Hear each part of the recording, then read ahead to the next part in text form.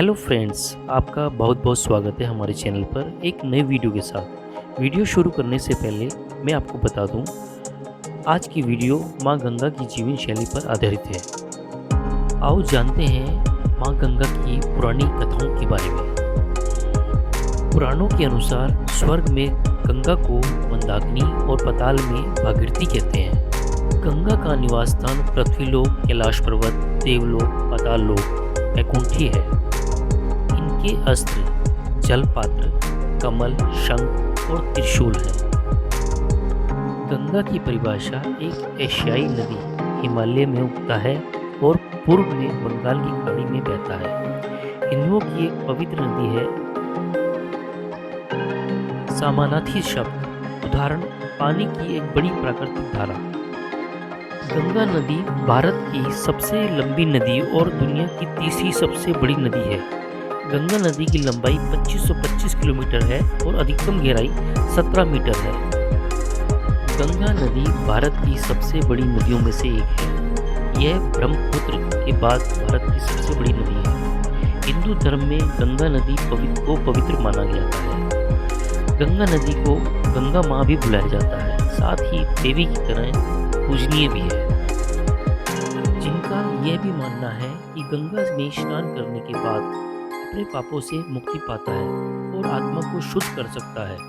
यह ऐसी नदी है जो लाखों प्राणियों के जीवन की देवी है और प्राणियों को जीवन देती है, और साथ में एक ऐसी नदी भी है जहां लाखों श्रद्धालु अपने सभी पापों को धोने की उम्मीद करते हुए यहाँ अंतिम सांस लेना चाहते हैं। वैदिक युग से गंगा को पवित्र नदी माना जाता रहा है। यद्यपि प्रथम वेद ऋग्वेद ने गंगा का जिक्र किया है और सरस्वती और सिंधु को सभी नदियों में से सबसे पवित्र माना है।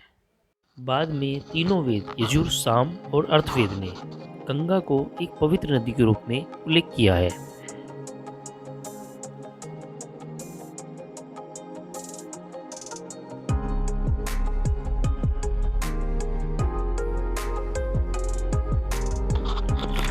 गंगोत्री को गंगा नदी का उद्गम स्थान भी कहा जाता है। हालांकि वास्तव में गंगा की 6 प्रमुख धाराएं भागीरथी, अलकनंदा, मंदाकिनी, नंदाकिनी, धोलिंगा और पिंडर में से एक स्रोत है जिसे भागीरथी के नाम से जाना जाता है।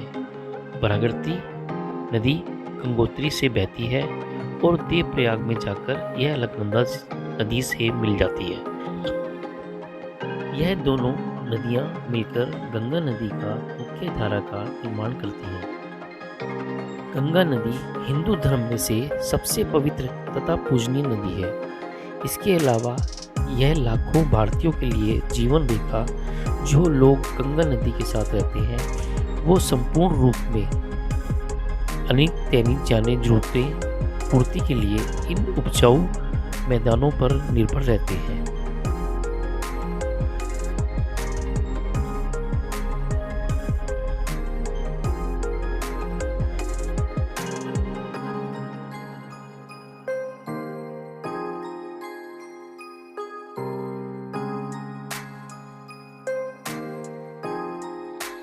गंगा नदी को एक तीर्थ माना जाता है जो पृथ्वी और स्वर्ग के बीच एक कड़ी का प्रतीक है। लोगों का मानना ये भी है इस नदियों में स्नान करने से पापों से मुक्ति मिलती है और स्वर्ग का रास्ता खुलता है। इसलिए अधिकतर लोग इसे खुद को शुद्ध करने के लिए इस नदी में स्नान करते हैं। कई तीर्थयात्री जिनके परिवार के सदस्य या दोस्त जो इस तीर्थ स्थान पर नहीं जा पाते, वे उनके देने के लिए यहाँ से गंगा जल की एक छोटी सी बोतल भी ले जाते हैं। हरिद्वार, इलाहाबाद और वाराणसी में जैसे हिंदू के कई पवित्र स्थान हैं, गंगा तट पर स्थित है।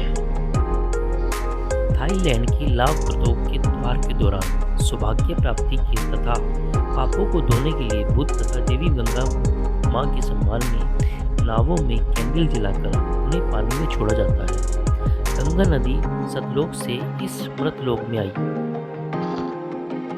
और सतलोक की सभी वस्तुएं अविनाशी हैं, इसलिए गंगा का जल कभी खराब नहीं होता।